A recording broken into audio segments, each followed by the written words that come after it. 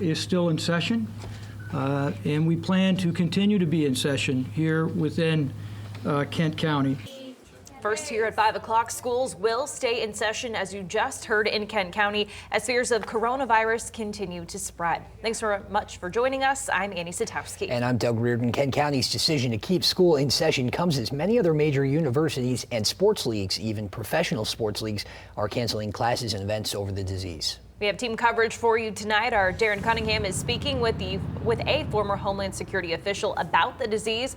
Our Michael Martin is here and talking more about how COVID-19 compares to other illnesses, while our Derek Francis is standing by on hoarding issues that we are seeing here in West Michigan. But first, we're going to send it out to Julie Dunmeyer, where Kent County school officials again decided to stay open for the time being. You were in that press conference, Julie. What can you tell us? Doug and Annie, what I can tell you right now is though school isn't canceled, essentially most after-school activities for Christian, Catholic, and public schools are suspended countywide at this time. Now that includes gatherings of more than 100 people.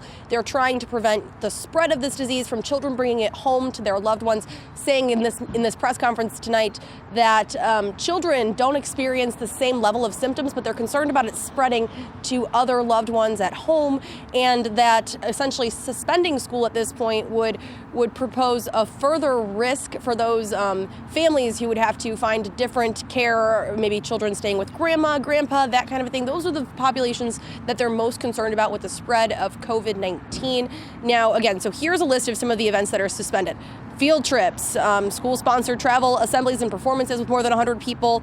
Athletic events are suspended, as you heard. The MHSAA suspended all events at this time. Tours of schools facilities are suspended, and also they're coming down on the number of volunteers that are allowed into the building. So if you volunteer at a school, you may not be allowed to enter the building as they try to combat the spread of this virus, rather. But here's what the Kent County ISD superintendent had to say.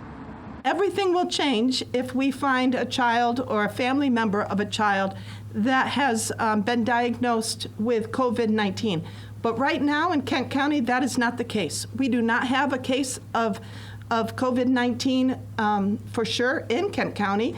There's a lot of areas around us that do, but Kent County has not had any positive tests for COVID-19. We are monitoring it carefully.